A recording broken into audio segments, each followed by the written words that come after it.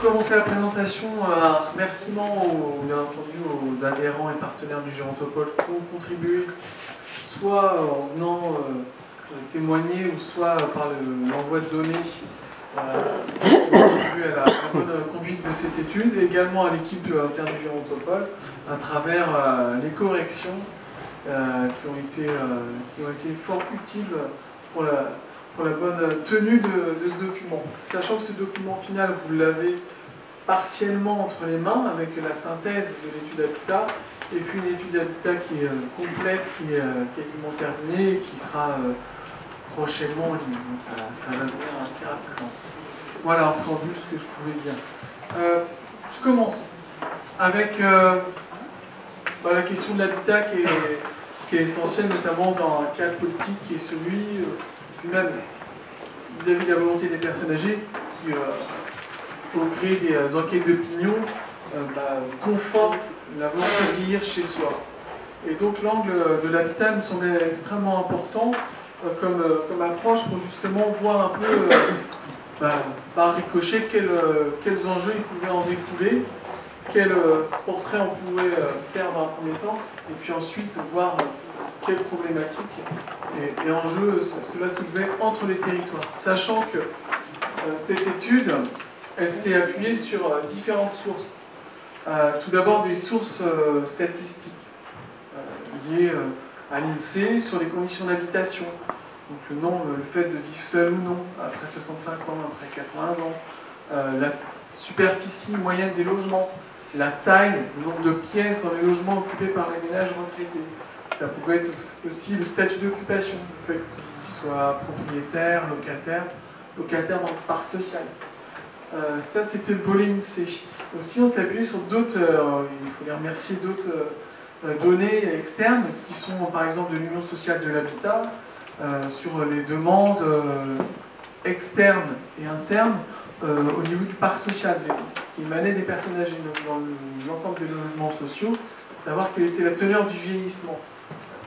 Ça peut être aussi le cas au niveau de l'ANA, au niveau également de Solia Pays de la Loire, où on a pu avoir des données assez fines sur l'adaptation, les subventions à l'adaptation de l'habitat.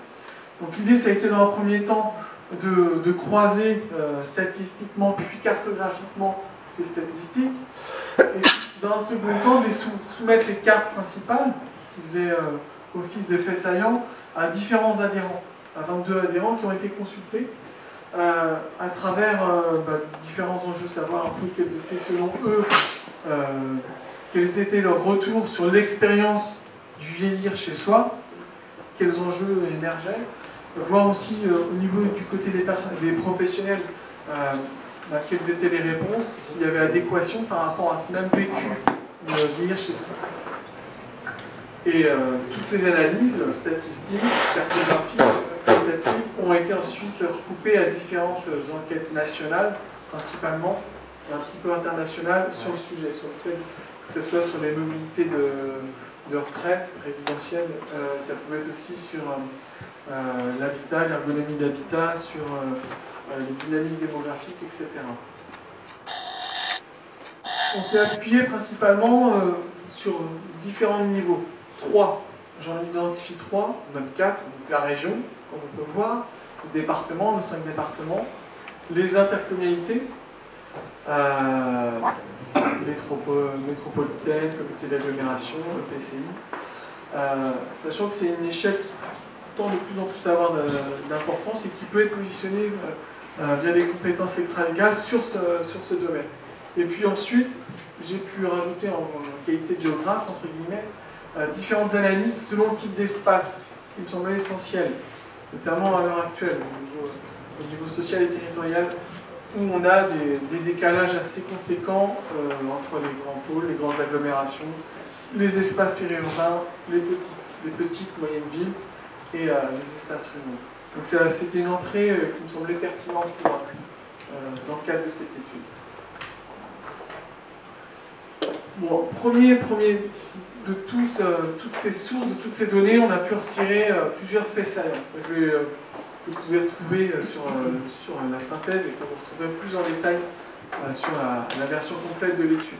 Premier fait saillant, qui est un fait de cadrage, c'est le vieillissement, la dynamique on est sur un peu plus de 300, un peu plus de 350 000 personnes âgées qui ont plus de 75 ans dans la région des Pays de la Loire, avec quand même deux faits qui me semblent importants d'avoir en tête.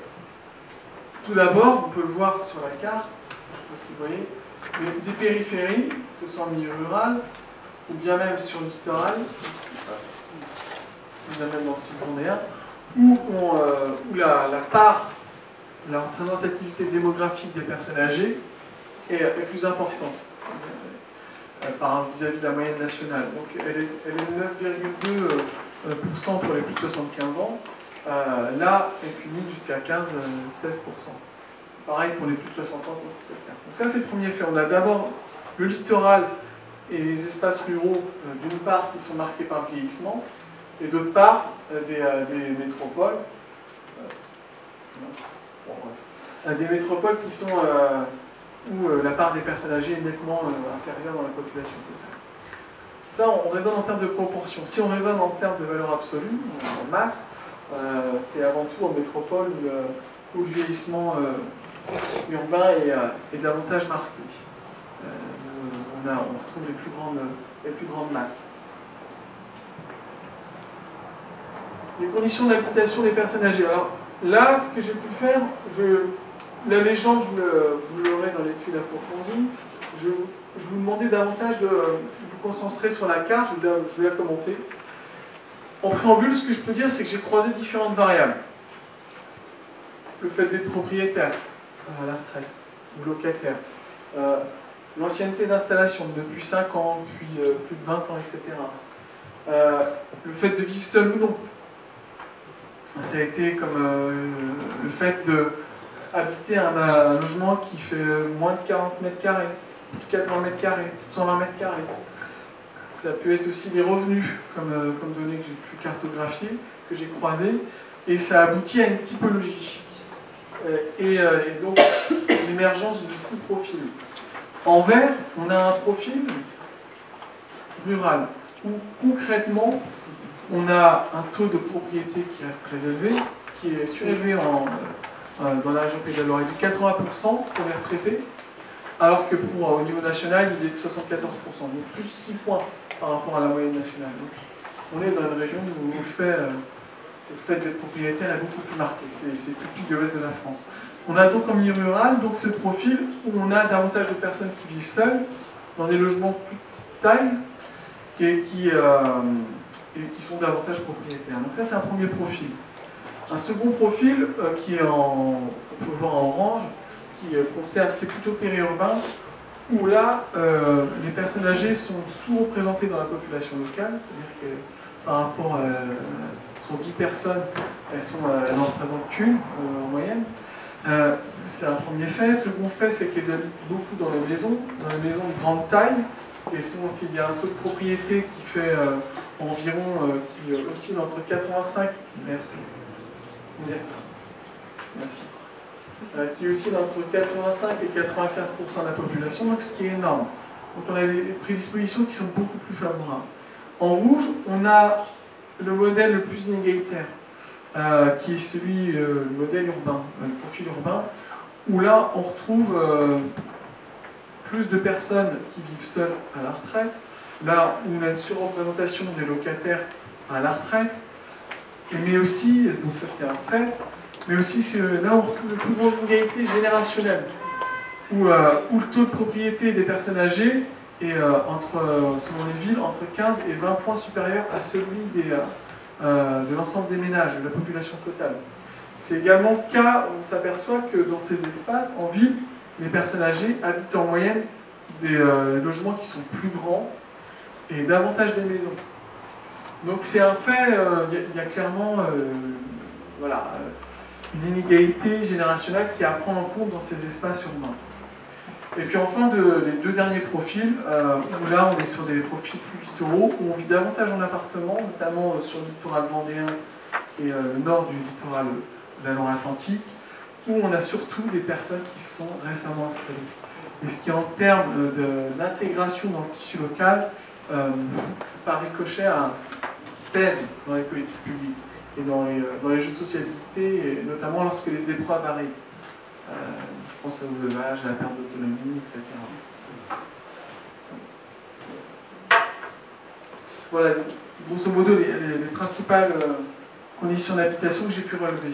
Ça, c'est le second point. Troisième fait saillant, qui est un fait qui nous est revenu de manière plus qualitative via les témoignages des adhérents, que l'habitat, c'était pas uniquement une question d'achat physique, ça pouvait être aussi une question à un enjeu familial, notamment. Avec, on s'aperçoit, et je pense qu'il ne faut pas le voir, c'est quelque chose de très fin, mais ça nous est revenu pas mal, comme témoignage, le fait qu'on a de plus en plus d'enfants qui reviennent au domicile de leurs parents, à la suite de divorce, de séparation, ou bien même de périodes de rupture professionnelle. Et dans ce sens, ça fait office le fait que les personnes âgées aient des bonnes conditions d'habitation, par des mécanismes de capitalisation, ce qui est logique, ce qui est bon signe. Ça fait de plus en plus office de refuge familial. Donc là, il y a un vrai enjeu sociétal, notamment générationnel, là, pour savoir est-ce que c'est aux personnes âgées d'absorber ces besoins. Elles le font concrètement. Et le second enjeu, c'est l'enjeu patrimonial qu'on a pu voir. C'est que, voilà, ce qui pouvait être intéressant, c'est que ça a de la valeur, l'habitat des personnes âgées. L'un des principaux motifs qui les incite à rester chez elles, c'est pour transmettre justement ce patrimoine aux enfants, et pas non plus, entre guillemets, le dilapider ou le grignoter, l'éroder par une entrée en maison de retraite médicalisée. Et de ce fait, de plus en plus, le maintien à domicile, c'est à la fois le penser de manière préventive et de manière patrimoniale. C'est aussi quelque chose, de manière en valorisant via les adaptations, mais aussi d'un point de vue des adaptations ergonomiques, mais aussi d'un point de vue esthétique. C'est ce qui est ressorti et qui me semblait intéressant comme fait. Donc on est sur un enjeu qui n'est pas uniquement géographique, mais qui est familial, que ce soit en termes de refuge ou de transmission.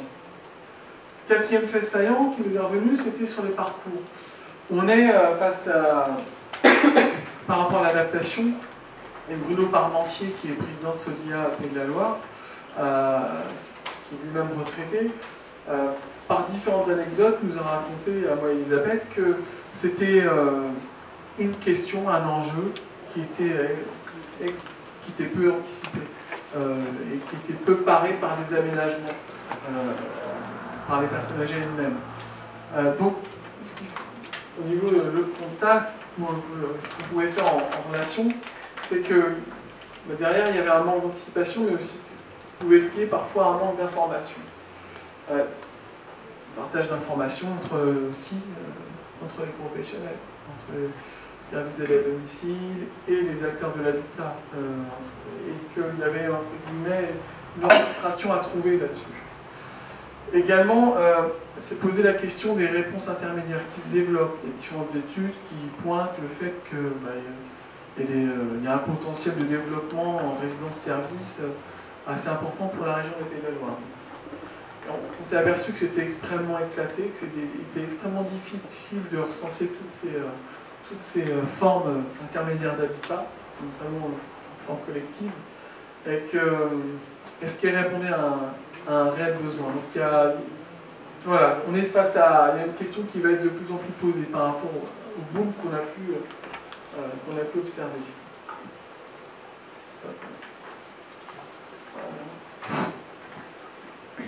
Cinquième fait, on s'est intéressé aux personnes âgées dans le parc social, avec une carte qui est intéressante, que je vais commenter, où le parc social est essentiellement concentré dans les métropoles, à savoir dans la métropole, La Roche-sur-Yon, Angers dans la métropole, Laval, Mayenne. Voilà.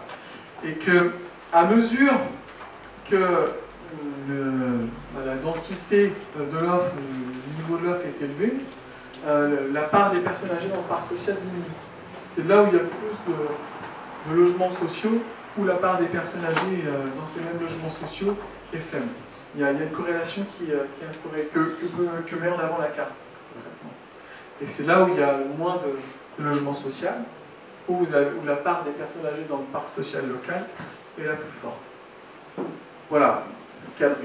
Ce qu'on peut dire aussi, c'est que de manière chronique, les personnes âgées sont souvent représentées dans le parc social. Mais que néanmoins, on a un double vieillissement. À la fois un vieillissement interne, si j'ose dire, où on s'aperçoit que la population qui réside, qui est installée depuis quelques années dans le parc social, vieillit et charrie avec elle différents besoins, notamment en termes de perte d'autonomie, et parfois aussi charrie avec elle différents enjeux, avec notamment un décalage entre la taille du logement occupé, qui correspondait à une vie familiale antérieure, et entre guillemets, le fait de vieillir en couple, voire seul. Donc il y a ce premier fait qui est un vieillissement interne de la population du parc social. Et puis aussi un vieillissement externe, où là, fait à mon avis un peu plus intérêt, assez révélateur, c'est-à-dire qu'on a un nombre de demandes extérieures, de personnes qui sont extérieures au parc social, de personnes âgées extérieures au parc social, qui a tendance à être de plus en plus fort depuis une demi-douzaine d'années. Et que les bailleurs sociaux arrivent à absorber un minimum la demande. Et ce qui nécessite à la fois d'avoir, ce qui pose question d'un point de vue social et économique, et ce qui pose aussi une question par rapport à la prise de conscience de la part des bailleurs sociaux pour pouvoir adapter les mêmes logements et les mêmes régulations dans le parc par rapport à ce vieillissement. Et dernier point, c'était les réponses en faveur de l'habitat des personnes âgées. Alors c'est dans le parc privé essentiellement, et c'est par rapport aux personnes âgées, c'est par rapport à l'adaptation de leur logement, de leur résidence principale, et notamment aux subventions qui viennent de l'ANA, et qui, selon les conditions de ressources, selon le montant des travaux d'adaptation, baignoire, douche, rampe, etc., ça se traduit par des subventions. Et ce qu'on s'aperçoit, c'est que depuis 2011, il y a quand même une croissance assez importante du nombre de personnes qui ont été aidées. Néanmoins, quand j'ai pu, vous le verrez je crois que c'est la dernière carte de la synthèse, ce que j'ai pu m'apercevoir, c'est que c'était très contrasté géographiquement, entre les départements, mais aussi au niveau des intercommunalités. Et qu'il n'y avait pas de logique géographique si on se conformait aux conditions d'habitation. Ce qui impulse, et c'est ça qui est intéressant, ces contrastes, ces inégalités, par rapport au nombre de moyens de personnes aidées, elles sont liées au fait d'avoir ou non des programmes d'intérêt généraux, il y a même des opérations de programmation d'amélioration de l'habitat, qui sont des démarches locales qui impulsent et qui génèrent un minimum de recours à la demande. On est clairement face à un mécanisme de non-recours et d'un enjeu qui me semble intéressant à saisir localement par les politiques et par différentes démarches. Et dernier point, donc avec Elisabeth et puis toute l'équipe, on a en lien avec l'étude, on a dressé une liste de plusieurs pistes pour justement contribuer à l'amélioration des conditions d'habitation des personnes âgées. Alors, première piste évoquée, c'est d'avoir une approche non plus axée sur le bâti, le lieu physique, mais selon les fonctions. C'est-à-dire que les personnes âgées qu'on retrouve en établissement ou au domicile, la plupart du temps, ont des pathologies similaires. Le cadre n'est pas le même. Le cadre d'exercice de la pratique professionnelle n'est pas le même. Et donc l'idée, c'est vraiment de militer, entre guillemets, pour une approche plus fonctionnelle. Et donc de créer des liens entre les EHPAD, d'une part, et le domicile. Seconde piste qu'on a pu mettre en avant, c'était transférer un minimum un solde de connaissances sociologiques sur le vieillissement de la population. C'est une expérience à part, le vieillissement, et que par rapport au retour de terrain, c'est une période existentielle qui n'est pas forcément tout le temps bien appréhendée, et qui nécessite d'être outillé pour les professionnels qui souhaiteraient justement répondre, les professionnels de l'habitat qui souhaiteraient répondre aux personnes âgées et aller sur ce Troisième point, c'était de mutualiser, d'avoir une veille, une banque de données, une banque d'expériences sur toutes les expériences innovantes en matière d'habitat, pour voir un peu les leviers, mais aussi les freins et ce qu'il ne faut pas faire, les expériences qui achoppent et pourquoi elles achoppent. Et en termes de transfert de données, ça permettrait à des porteurs de projets justement d'être un peu plus aguerris, d'avoir un minimum de base pour pouvoir démarrer ou pour pouvoir structurer des projets. Quatrième point qu'on a pu mettre en avant, c'était par rapport à l'information du plus grand public. C'était clairement ce qu'on a pu voir par rapport à l'adaptation de l'habitat. Ce sont des dispositifs qui sont extrêmement intéressants, mais où il y a un non-recours qui est assez fort. Ça dépend des campagnes locales, des politiques locales qui impulsent non ce recours. Donc, c'est comment on transmet de l'information. Et les services d'aide à domicile, il y a un minimum de transversalité à avoir sur ce terrain pour toucher un plus grand nombre. 5e, 6e et 7e et 8e recommandation, c'était de voir, il y a des outils existants, que ce soit pour les services d'aide à domicile, les projets de vie, les conseils de vie sociaux, etc. Voilà, par rapport à ces outils qui existent déjà, c'est comment on appréhende la dimension habitat. L'identité, c'est ça, c'est une identité de l'habitat. La notion de vie, l'habitat qui est lié à l'intime, mais aussi à l'extérieur. Et l'idée de notre recommandation, c'était d'aller un peu plus loin dans cette direction. La 6e piste était par rapport aux démarches administratives, s'attaquer entre guillemets aux démarches administratives liées à l'adaptation de l'habitat, donc à travers une multitude de formulaires à remplir pour pouvoir toucher les subventions. Le 7e point, c'était de voir qu'il y avait aussi différentes expérimentations publiques-privées qui marchaient, qui pouvaient être soutenues. Entre les bailleurs sociaux, avec différents promoteurs, voilà, il y avait des croisements qui pouvaient être potentiels, qui pouvaient être intéressants. Et enfin, c'était la dernière recommandation, c'était s'adresser directement aux bailleurs sociaux et dans leur prise de conscience du vieillissement de leur population, était de voir un peu s'il y avait possibilité d'avoir une charpente commune, une charpente au niveau des connaissances, au niveau des outils, qui permettrait de structurer au niveau régional une politique des bailleurs sociaux en direction de ce public. Voilà les principales recommandations qu'on a pu émettre. Sachant que voilà, ce sont les principaux résultats de l'étude, vous pouvez les voir, les aborder de manière plus détaillée dans la version complète.